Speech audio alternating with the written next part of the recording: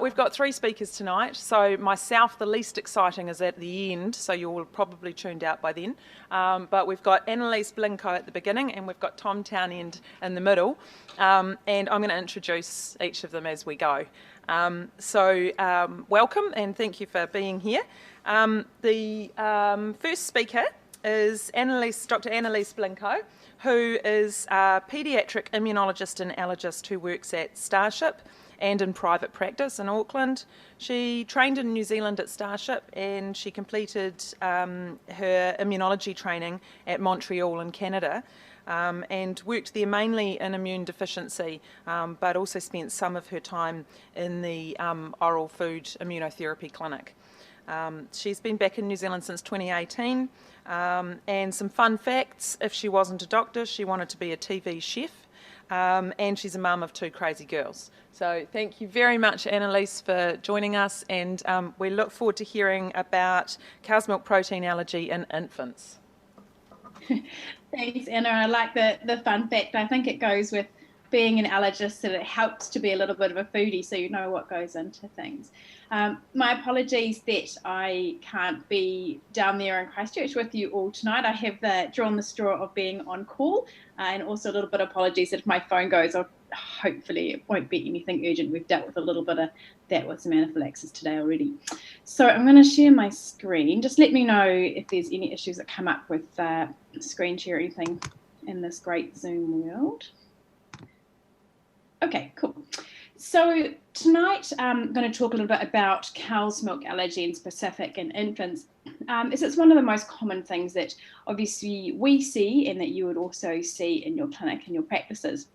So I'm going to go through an overview, talk a little bit about the diagnosis and then the management, not only of IgE-mediated cow's milk allergy, but also those slightly more bothersome and often very tricky for families and for all of us, the non-IgE-mediated cow's milk allergies. So I've got a couple of cases which are really typical, cases that would present in primary care as well as to us, both in public and in private, and to many of our general paediatricians around the country as well. So we're going to talk about what is cow's milk protein allergy and what is not, look at the difference between IgE mediated and non-IgE mediated, and really talk about the appropriate use of testing and dietary eliminations and the diagnosis, and then a little bit about feeding recommendations and management, and happy to take some questions. So I'll see if I can pop through so we have time for some good juicy questions at the end. So first of all, thinking about food allergy in general, and here's my little pop-up box. If we think about adverse food reactions to cow's milk and actually to any foods, but here we're just going to talk predominantly about cow's milk allergy. I know Tom's going to talk about some of the other food allergies. We can kind of separate it into two boxes. So we've got the immune-mediated food allergy, and then we've got the non-immune-mediated. And really what I'm going to be talking about tonight is that left-hand, yellow section there. I'm not going to be talking about the primary food intolerances. Now, I know the semantics around allergy and intolerance is really confusing. It's confusing for families. We use it in different ways, and sometimes I like to kind of talk to my families and say, hey, look, we do use these different words, and this is what this means, and this is what this means, because it can help them to understand why you may or may not want to think about testing, which is often why patients come to us saying, I think my child is allergic, can you please test them, and what can you do? So it is really important once you think about the immune-mediated reactions to cow's milk, whether this is IgE-mediated reactions. Now this is, I guess, if I can say true food allergy, where you get acute, immediate onset allergy. We're going to talk about some of the distinctions and how that typically presents. And then we kind of run into this other realm, which can be really tricky, actually, the non-IgE mediated food allergy. So things like food protein-induced enteropathy, proctocolitis, and FPI. So we're going to talk a little bit about that. I'm not going to talk so much, about eczema, and I'll leave that to Tom after me. So the distinction is really important because it does help to direct management and to direct appropriate testing. So the first case, again, very typical case that you would all see, 10-month-old boy. He's got a history of some mild flexural eczema, and solids were diligently started before 6 months of age as per the ASCIA guidelines, which recommends introducing a wide variety of solids in the first year of life, because what we hope is that there's some plasticity in that immune system and the tolerance mechanisms to hopefully prevent food allergy. And I'm happy to talk more at the end about that if the others don't cover it. So he had 1 teaspoonful of dairy yogurt, and within 5 minutes developed perioral hives, urticaria, mild lip and eye swelling, but no evidence of anaphylaxis, so no cardiac or respiratory involvement. And this settled down with some oral antihistamines that happened to have at home for mum's hay fever. So if you think about that one, I guess you think about what box you'd like to put it in our adverse food reactions box. And probably I'm sure all of you will recognise this. So this is an IgE mediated reaction. Ooh. So it does help to think a little bit about the mechanisms of IgE mediated food allergy and how we become what we call sensitized, and what is the difference between sensitization and allergy, because that can be very difficult and I think is quite kind of poorly understood by many families in terms of interpretation of testing, and it's also very tricky for many doctors to kind of get their heads around this as well. And it's often something that when our registrars come to us, we spend a lot of time talking about the mechanisms and the distinction between what sensitization is and what is allergy. So I've got some slides on that. This is the one big science slide in the talk, looking at sensitization and allergy and what happens. And so in sensitization, the allergen or the food crosses a disrupted barrier. Again, that could be potentially through disrupted skin with eczema or through the gut, and it's presented to an antigen-presenting cell such as a dendritic cell, which has become activated. Now, in what we call, the skewing to the allergic or the atopic phase, we're existing what we call kind of a Th2 T cell response. So the naive T cells have become driven to be Th2 and allergen-specific T cells. What then happens is, under the guise of these very Th2 inflammatory cytokines, IL-4, 5, and 13, that activates B cells to mature into IgE-producing plasma cells. Now, these IgE, for example, cow's milk specific IgE antibodies bind to very high affinity receptors which live on the outside of mast cells and basophils. And I like to tell my kids in clinic, it's kind of like looking down a cell, looking at a cell with all of these waving radars, which are really looking out for evidence of these little allergens and epitopes. And that's what we call sensitization. Essentially, that your allergy cells have got all of these hundreds of thousands of little radars around them that are looking out for those specific foods. What then happens on re-exposure to it, so here it's peanut, but for case in point, say cow's milk, that those epitopes lead to cross-linking of this IgE and receptor complex, which sends a signal to the cell to degranulate all of those little preformed bubbles of histamine and the very pro-inflammatory cytokines, which causes the allergic reactions. So just to kind of distinguish here a little bit as well, so allergy is the adverse reaction arising from a specific immune response that is reproducible on exposure to a given food.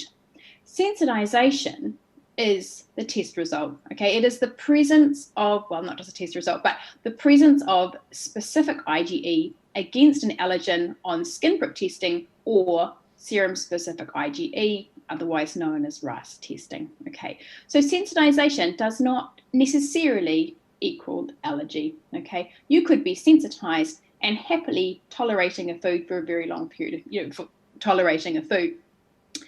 To diagnose allergy, it is sensitization and a clinical history of reaction. So it is the two. And what's really important here is clinical history and trying to tease out when and what, is a child or a patient allergic to. So this is where some families can get a little bit caught up if they have had wide range of testing done, for example, panel testing, which will pick up positive results to food that their child eats. That means their child is sensitised but actually tolerant. And unfortunately, sometimes that can mean that foods can be unnecessarily eliminated from the diet on the basis of test, which is otherwise tolerated. So it is quite an important distinction, and I spent a bit of time talking to families about this. So these are the symptoms of IgE-mediated food allergy. So cutaneous, so hives, welts, rashes, itchiness, respiratory, gastrointestinal, so tummy pain and vomiting, cardiovascular and anaphylaxis. And as discussed, the timing is generally from minutes to up to 2 hours, often under an hour, and you can see it on the very first exposure and after very small amounts. So this comes from the ASCIA. These are part of the ASCIA action plans that we give to all patients who have food allergy. This is the part of the anaphylaxis plan, and I have a link further on to the ASCIA website. So mild to moderate reactions, we're looking at swelling of the lips, face, eyes, hives or welts, tingly mouth, tummy pain and vomiting. But just to note, tummy pain and vomiting are signs of anaphylaxis and insect and venom allergy. And then we tell families to watch for any one of the following signs of anaphylaxis. So difficult or noisy breathing, swelling of the tongue, swelling or tight throat. Now that can be really subtle and tricky in infants. You may just get a tight throat clearing, wheeze or persistent coughing. Now, as I was saying, I was dealing today with a wee patient who had really tricky anaphylaxis who presented actually just with very hoarse voice. And that was the one little trigger that we knew that he was running into problems. So kids can go hoarse, squeaky, raspy, funny. They don't sound like themselves and often very quiet, actually. Dizzy, collapse, pale, and floppy. So that's part of the action plan, and I'll give you the link through to that. And when we think about IgE-mediated cow's milk allergy, we know that food allergy is on the rise. Food allergy is really common in children and affects up to 10% of all infants in an Australian Health Nut study, which was a population-based cohort study done in Melbourne, over 5,000 children. So we can kind of extrapolate to New Zealand. We don't have our exact numbers, but we think we're probably similar. It's of that, around 1 to 2% of infants have cow's milk allergy, slightly higher than some of the European data, which puts it about 0.5. It is more common in babies with a family history of allergy. So, for example, if one parent has an atopy or an allergic condition, the chance of having atopy increases by 30%. And of course, that will increase if there's two parents and also siblings, and also more common in children with eczema. So thinking about the hypothesis behind food allergy, it's really complex, not particularly well understood yet, and we know it's on the rise. And as I said, the risks would be more significant eczema and immediate family history. So as you can kind of look here, if you've got a broken down skin barrier, potentially you can meet some of these food allergens through your skin, because we know that you're actually more likely to tolerate a food if you meet it through your gut first, because it actually suppresses the allergic drive and promotes the more sort of tolerogenic T cell development. There's roles potentially for vitamin D exposure, gut microbiome. There's genetics, there's epigenetics, so how we're switching our genes on and off. So there's a lot of research going into why so many more of our kids are getting allergy, as well as eczema. So just going back to this Health Nuts, which has been a really important study come out of Australia, out of Melbourne, and they published a lot.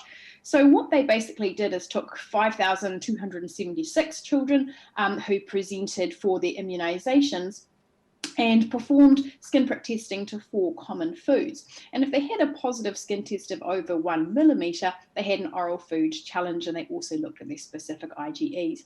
And what they found is the overall prevalence of challenge-proven food allergy is over 10%. And that's at 1 year, but what you can actually see, and we'll talk about this with resolution, it does drop at 4 years of age to 3.8%. Now, milk's not on here, but it kind of mirrors egg in here, okay? And what they found is 1 to 2% had food allergy, cow's milk allergy. Sorry about that. The thing to know about cow's milk allergy is that the majority of children with IgE-mediated cow's milk allergy will resolve by school age. We say about 80 to 85%, and around the same percentage will also tolerate milk in a well-baked form, and we will talk about that a bit further. So the diagnosis of IgE-mediated cow's milk allergy, clinical history is absolutely essential. So thinking about whenever we're taking an allergy history, what food was eaten, what type of food, what form of food was it? So for example, for cow's milk allergy, was it fresh milk? Was it cheese? Was it melted cheese? Was it milk in a well-baked rusk or biscuit? How much did they eat? Have they ever had it before? And also, were there any other cofactors on? Did they have a snotty nose? Were they unwell? Was there anything else kind of going on that might have dropped a threshold for a reaction? Then we talk about the timing of reaction. So as I mentioned, generally within minutes and up to 2 hours would be in keeping with IgE mediated. And then the type of reaction, was it skin rash, welts, swelling, angioedema? Was there a history of anaphylaxis? How quick did this start? And how long did it actually take to resolve? Because if you've got a rash that lasts 5 days, it's probably not IgE mediated. You know, hives tend to come and go, they don't leave a mark, and they tend to leave pretty quickly. So our options for testing are skin prick testing, as well as serum-specific IgE testing, otherwise informally known as RAS testing, as well as oral food challenges. So why do we test? We test to confirm the diagnosis. The history will give us a lot of it, but we'll test to confirm the diagnosis. And in some cases to prevent unnecessary avoidance and to inform natural history. So we repeat testing with time to see if there's any sign of resolution or of persistence. What's really important to note about both of our skin tests is that the strength of positivity of a test, either the size of a skin test or the degree of positivity of your specific IgE tests, can never predict the severity of a reaction. So a test doesn't make you anaphylactic. The strength of positivity reflects the likelihood of reaction and true allergy. So when you combine your pre-test probability, which you're going to get from your history, plus your test result, then we're going to come up with, a post-test probability of are you truly allergic or not if you are to have that food again. The big golden rules in testing: test the offending food only if you can. There are a few caveats to that when we're working with families in terms of cross-reactivity with, for example, other nuts and those kind of things in nut allergy.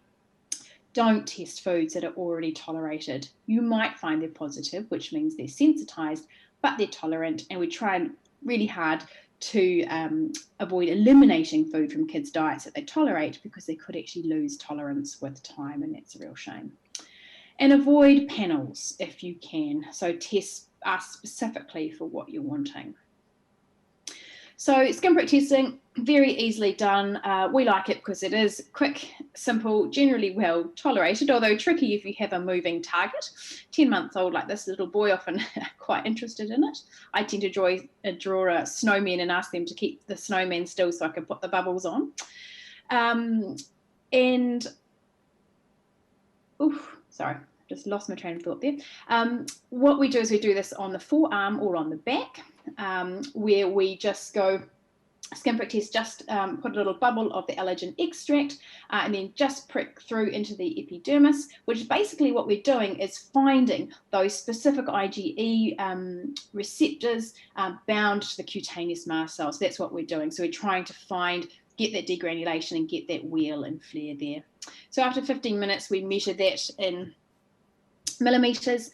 We have a histamine control and a saline control, and a positive skin prick test we can interpret as 3 millimeters above the saline negative control. Now, we never interpret skin testing in relation to the positive control. Okay, it's really, we look at the negative to make sure that there isn't, dermatographism or something that means that we can't interpret the rest of our test. And we generally ask them to have no antihistamines for around 3 to 5 days beforehand, but we tend to know if a histamine is not positive. The specific IgE testing, what that looks at is free antigen-specific IgE in serum. It's usually pretty concordant with the skin prick testing. Issues with this is it does take time, and is costly, but it's not affected by antihistamine use. So if you've had antihistamines, or you've got terrible eczema or terrible dermatographism, then this can be a good choice. And sometimes we do use both if we need some concordance or a little bit further information. So this is back to our patient. So he had a 6mm histamine, so a good positive control, and a 7mm skin prick test. So what does that actually mean for this child? So it's useful to know that there is 95% predictive values for challenge confirmed allergy. Now, that may also be different in infants than older children. So for example, if we look at this for him, a skin test of 6mm or more, there's a 95% predictive rate that he will have confirmed allergy if we were to challenge him to fresh cow's milk, which is essentially saying, yes, he is very likely to be truly allergic to cow's milk, which is confirming your history. And then there's just on this slide here, the other results in terms of egg and peanut. I don't have that one, sorry, down there for milk, but you can see, for example, we've got some of the specific IgEs where we look at, what are significant IgEs as well. So that is available. Oh dear, sorry. So this is taken from the Starship guidelines. It's an approach to IgE-mediated food allergy in children. And so essentially, if we have a history suggesting food allergy, anaphylaxis, really what we have at this point is to advise on really strict avoidance and careful care of avoidance of that particular food or potentially related foods. We give the families anaphylaxis action plans. We consider pediatric referral if it is anaphylaxis, and dietitian referral in some cases, for example, to consider alternatives such as alternatives to cow's milk. If it's IgE-mediated food allergy, so for our patient without anaphylaxis, then in this, for anaphylaxis, we would also skin prick test. We would look at doing testing, test the potential culprit, and avoid screening panels as we have discussed. And if the positive test confirms the allergy history, it really follows what we've just talked about in terms of avoidance and referral. If it's a negative test, but a really suspicious history, and this does happen, we might consider a second or alternative test and consider referral and challenge in some situations as well. If it's a negative test and a really not very suspicious history, then we may have discussion with the family about retrying the foods or whether a challenge is warranted. Now, what we generally don't do for this patient, for example, is he's a breastfed baby. Mum asks us, do I need to stop cow's milk? And the answer is no. Generally, in patients with IgE-mediated food allergy, we recommend that the mothers do not need to eliminate cow's milk or other allergens from their diet, and studies have shown that for 99% of children who have cow's milk allergy, the very, very minimal amounts that will cross through in breast milk should not cause any clinical reactivity. So this is the ASCAP website that I was talking about, going through the action plan for anaphylaxis. We use first-line antihistamines, loratadine or cetirizine, and then EpiPens if there's a history of anaphylaxis, or if we're running into persistent food allergy, particularly when you're hitting school age, if there's a history of previous anaphylaxis, they live in remote areas, travel, poorly controlled asthma. There's many reasons that we kind of discuss with family around the recommendations for carrying an EpiPen, and those are some of them, or the families would like one. Obviously, they are not funded, with expiries of around 12 to 18 months. And anyone over 20 kilos is an adult EpiPen, just for a little aid memoir there. And then just looking at the actual dose of adrenaline, it's always good to remember how much we use, should we need it, which is 0.01 mils per kilo, maximum 0.5. These are some really good resources that we use, and I have stolen this from one of my other talks from the Good Fellow unit. for adolescents. So if adolescents have persistent cow's milk allergy or other allergies, they do have some quite specific health needs and risks, because we know that the period of adolescence is a risky period for food allergy. So we try and engage our kids for regular follow-up, and also help with transition through to our adult services. And I often give our kids this website, which is 250k.org.au, which has got some great information for teenagers and young people with food allergy, and goes through some of the specific challenges of that time. So the mum asks then, can I give this boy any form of cow's milk? Can they try muffins, for example, because, you know, daycare has muffins every morning and I want to know what is he safe to do and not eat. So the majority of kids with milk allergy will tolerate milk and baking. How that happens will really depend on the history, potentially the skin prick testing, the family comfort, maybe where the family lives, any other history or cofactors that are alongside. And whether that's done at home or in a supervised challenge, again, will depend on a lot of those factors. Now, the thing to know is that our testing cannot predict a reaction to baking at all. So what basically happens is that when you heat milk and mix it with wheat, you get conformational changes in your allergen epitopes, and you change basically the matrix and how that may present.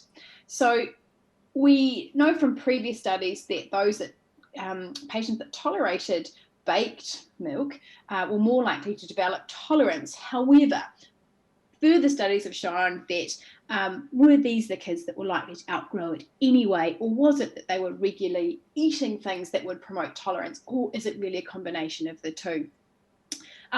Families enjoy it in that it does open up both a nutritional aspect. You know, kids can eat birthday cake and cakes and those kind of things if they know that they are safe in doing so. So we quite often, once kids are 12 months of age, they're tolerating things that would be about of a muffin type consistency, we'll see them for food challenge, or it's a very minor reaction, not big skin testing. And again, there's a few factors we have in that discussion. We may advise doing it at home, but we have guidelines that we give to families regarding that. So when to consider referral for IgE-mediated allergy.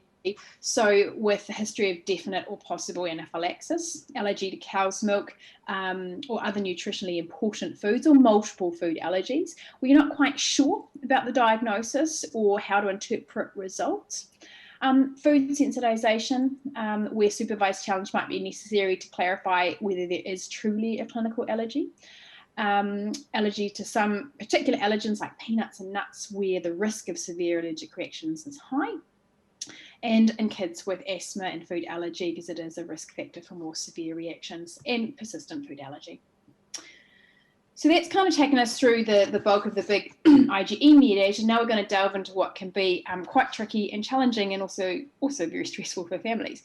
So this would be based, I see a lot of patients like this, more actually in my private clinics. I think general pediatrics sees the bulk of this, as do general GPs.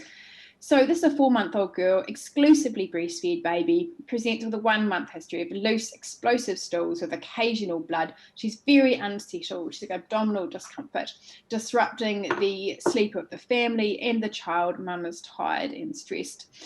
Gaining weight well and looks to be thriving. So mum comes to see you to say, I want her to have an allergy test to cow's milk. So thinking about this is a delayed reaction. There's nothing there to suggest IgE-mediated food allergy, nothing acute, and really fits in the non-IgE-mediated category. So the exact mechanism of non-IgE-mediated cow's milk allergy, some have called it non-IgE-mediated cow's milk intolerance, but again, there is a few different words used in this group, is still thought to be immune-mediated, even though we don't quite understand the exact mechanisms in all of the cases. There's a spectrum of disorders and clinical severity, and that ranges from the more common food protein-induced allergic proctocolitis, or non-IgE-mediated cow's milk protein allergy, as it's probably most commonly referred to as. Food protein enteropathy, which is much rarer, and then the food protein induced enterocolitis syndrome, or FPIES. The thing to know about these is that most conditions are outgrown by school age and have a really good prognosis. This is a very scary slide, which I'm not going to talk through, but when I was a fellow, and I dragged this up, we did write a paper in the New Zealand Medical Journal, and it provides a summary of the non-IgE mediated food allergies in children and how they may present, some of, really some key points in taking a history around this, the foods involved, and how we might work it up and how we might manage it. So tonight we're just going to talk about FPIES, proctocolitis. We've already talked about immediate food allergy. Tom's going to handle eczema. I've got a bit of a slide on the grumpy colic refluxy baby. I'm not going to talk about eosinophilic esophagitis at this point, but happy to take any questions around it. But what you can essentially see is it is, variable depending on the type of problem, how it may present, but cow's milk can be implicated in these. So, excuse me, food protein-induced allergic proctocolitis, or the non-IgE mediated cow's milk allergy intolerance, is generally mild. This often affects young babies, and cow's milk is the most common trigger, followed probably by soy, egg. It's the only one that is seen in exclusively breastfed babies. So again, we don't really tend to see reactions, the IgE-mediated reactions through breastfeeding or FPIES reactions through breastfeeding. So this is the one that tends to be seen more in these babies. They present with streaks of blood, mucus, explosive poos, discomfort, but they're otherwise thriving, growing well in general. What's really, really tricky here is that there is no diagnostic testing available. Having a negative, skin or specific test does not exclude this diagnosis, and it's not something that we do for this because this is not IgE mediated. And these are really tricky because these are young babies. The signs and symptoms can be non-specific, they can be vague, they can't tell us what's going on, and it can cause the family, a lot of stress. So this is again pretty typical. Mum then tells you she has eliminated, oops, sorry, it's not very well spelled, cow's milk, soy, egg, peanut, and almond from her diet with some improvement. What should she do next, and what can she eat? Because she's very hungry. So formal trials and very supervised and limited trials with maternal elimination of cow's milk, and in some cases soy, can be useful, but it should be done really under supervision. If it's being taken out, it's for a very defined period and then put back in. It's important to tell families that it can take a number of weeks to respond. So generally 2, but up to 4 weeks after you've taken cow's milk out of the mum's diet for there to be an improvement in whatever has, stirred the immune mechanisms that have stirred the gut. The times that we would consider an extensively hydrolyzed formula or an elemental formula is really if we've got severe, prolonged issues and associated with failure to thrive. And you might want to start thinking as well about other diagnoses if it's really not fitting what would be the normal natural history for this. So other diagnoses might include very early onset inflammatory bowel disease, chronic granulomatous disease, low platelets, fissures, interception, and bleeding meckles. So dietary eliminations can be tricky and challenging, but it's sometimes useful. And it's really important to work with families to discuss a very clear plan and to try and do this with single food elimination. It gets very tricky once people have taken 6 things out of their diet. We work hard with them to then start reintroducing things. Often we take it out for 2 weeks with a maximum of 4 weeks, followed by reintroduction. And generally, this timing should be sufficient to demonstrate effective change if this is an immune-mediated problem. Unnecessary eliminations, if they don't need to be taken out, do have their limitations and their problems. For example, it's hard to eliminate, cow's milk from a maternal diet and potentially, the baby's diet as well. It can affect growth. There's issues with nutrition, micronutrient deficiencies, and it can also cause a lot of stress for family and a lot of stress and anxiety. And in some cases, if the mum has stopped breastfeeding for a period, that also impacts, can impact on their maternal-child bond. And it's something we just really work with families, a really open dialogue about what is the best way of doing this and for how long, so they don't feel like they're just left. So this actually carries a really good prognosis. And what I say to families is, look, with time, this generally resolves by 9 to 12 months of age, as that gut essentially matures. We don't really understand the mechanism, and I kind of think with time, things just mature and do tend to sort themselves out. And that trigger food, so for example, cow's milk, can be gradually liberalised in the maternal diet and the infant's diet, which can be done at home. So this is different from our IgE-mediated food allergy. And I often tell them to start considering introduction with modified forms. So along the lines of, milk and baking, start with a modified form. Sometimes in the non-IgE mediated cow's milk allergy, we use the milk ladders where they can kind of progress through to give them a little bit of guidance. And again, when they're introducing it to families and into the infant's diet that may be worried about that, again, you could sometimes say, well, hey, why don't you start with it in a baked form and work your way through. So the next case is a 9-month-old, how am I doing for time? Cool, got some time for questions at the end. 9-month-old baby girl, otherwise well and thriving. So 2 hours after eating 2 tablespoons of yogurt, which she had tolerant on previous occasions, she developed profuse, became pale, floppy, cool to touch, not particularly responsive.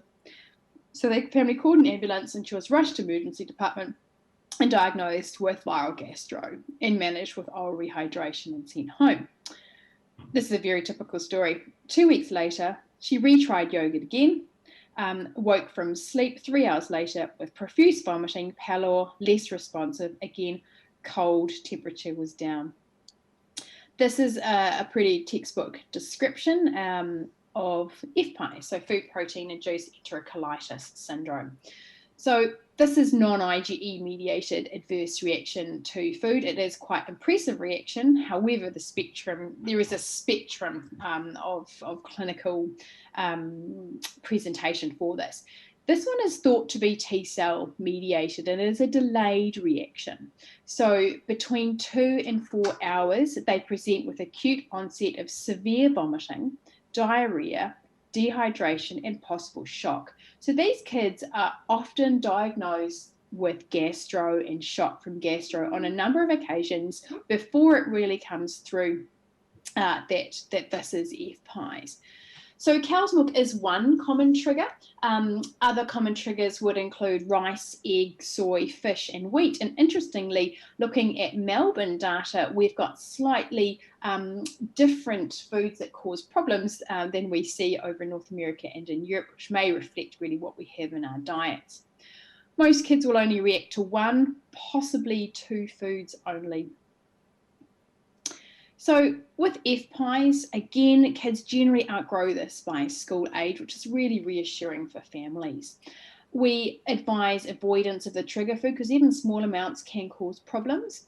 And when they get to around 3 to 4 years of age, we start discussing possibility of challenges. These are very careful, supervised challenges that should not be done at home. They're done in the hospital, where essentially we give them the food and we watch them for a prolonged period. Sometimes, they do need IV rehydration or on densitron, things like that, if they run into problems with fluids and electrolytes.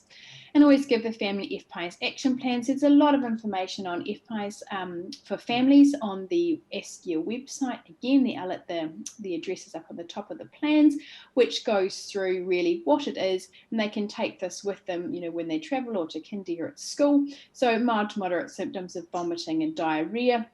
Essentially, someone should let the parents know and observe for progression.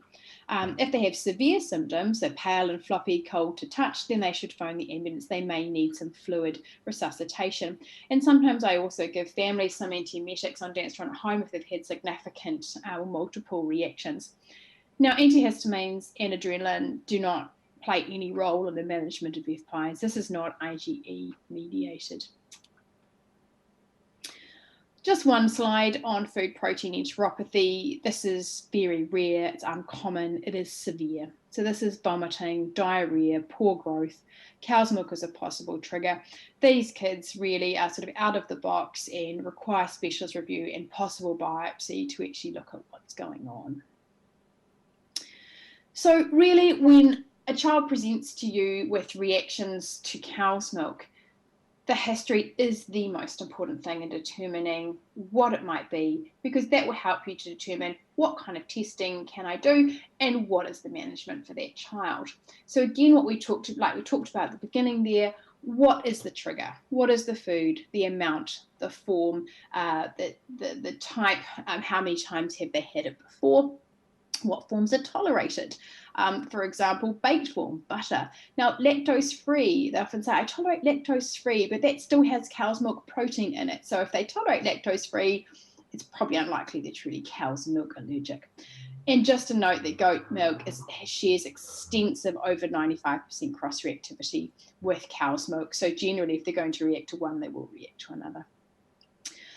Talking about the timing of reaction. So again, was this acute or was this delayed? So that'll help you box out what this might be. And the reproducibility of reaction with each exposure, what's actually happening. And you can really sort of build a picture of what might be going on and which box that this patient might fit in. And as I said, what are the actual reactions that the kid is having. So just one word about colic and the unsettled grizzly baby, because again, you'll have so many patients presenting to you saying, I'm sure when I have lots of cow's milk, if they have cow's milk, they're worse and they're grumpy and they're grizzly. Previous guidelines had suggested that non-IgE mediated cow's milk allergy might play a role, in colic, reflux, and constipation. However, and in the same vein, had thought that maternal dairy elimination may help.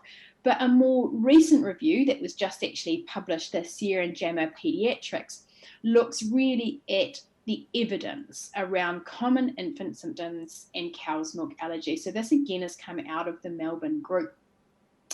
And what we know is that only about 1% of children have true IgE-mediated cow's milk allergy, okay? But up to 30% of families will report perceived adverse reactions to cow's milk. So that's a significant amount. And again, these are very non-specific kind of symptoms that is very hard, to interpret, and there's no real diagnostic testing to help us know what is going on in the non-IgE mediated arena. What this paper came out of is that, what really came out of this paper for me is that looking at a number of studies, is that there really is no good evidence to support maternal or infant cow's milk exclusion in non-proven cow's milk allergy, so for the colicky and the unsettled baby. And again, you could run into problems with diet, growth, nutrition, those kind of things. So I know it's often asked of us, but it is really thinking very hard about where our patients fit. They also found that a number of authors who had previously submitted the guidelines did actually report some conflicts of interest, with drug and other companies, which may, have confounded things. So really, we have talked about the risks of dietary eliminations previously. If we're running into problems involving a dietitian is important. And just one note that if we are doing unnecessary eliminations, there is always also the potential for loss of tolerance and development of IgE-mediated food allergies. So that's a really important thing to think about. I'm not going to go through this slide in great detail. It really just looks at the formula options that we have in New Zealand, depending on what kind of allergy you may have. And it really, this is taken off the from the Pediatric Society Allergy Network and also from the Goodfellow e-learning course, which is a great course that my colleague Jen Sinclair has just updated, which if you go down the line of IgE mediated, if you've got a history of anaphylaxis, yes or no, is soy an acceptable option? Because that is really the next option. Sometimes we skin test it and then introduce it, or sometimes we may do a supervised introduction if if we are concerned that it could be a problem. If soy is not an option and it's not anaphylaxis, then we'd suggest they try extensively hydrolyzed formula. Start cautiously because there is a chance of allergic reaction. So we may say, a couple of drops and sort of see how they go and build up. And if they're okay to continue, but if any signs of reaction, then we go to the elemental amino acid formula. Anaphylaxis, again, if soy is not tolerated, we sometimes try extensively hydrolyzed. Again, that may be under supervision, and then down to the amino acid formulas. Non-IgE mediated, and again, we haven't talked about eosinophilic esophagitis because that's where we really need to take all of those proteins out. But if it's non-IgE mediated, for example, the proctocolitis in a child who has severe disease, isn't thriving, isn't doing terribly well, then again, you may try soy, but if that's not working, then we step down to the extensively hydrolyzed. And if that's not working after 1 to 2 weeks, that's what's in the current guidelines, then we come on to extensively hydrolyzed. So that brings me to the end, and I'm happy to take any questions.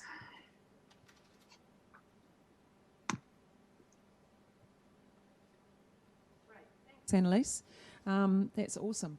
So there aren't any online questions, but let's just move to the audience. Has anybody here got any questions for Annaliesse?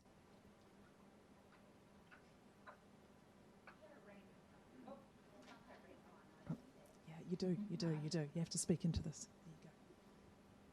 Actually not really medical. It's more to do with that Goodfellows Unit e-learning course. Is that just for medical professionals, or can nurses access that? No, anyone can access that. Essentially, you can go on, if you just Google the Goodfellow Unit e-learning courses, you can register. It just asks you, whether you're a health professional or dietitian, nurses, has a drop-down list. You can register for free and do the e-learning course, and it's really nicely done. Thank you. It doesn't take terribly long. It really covers a lot of what we've covered today, but and I think you can also get senior points for doing that as well.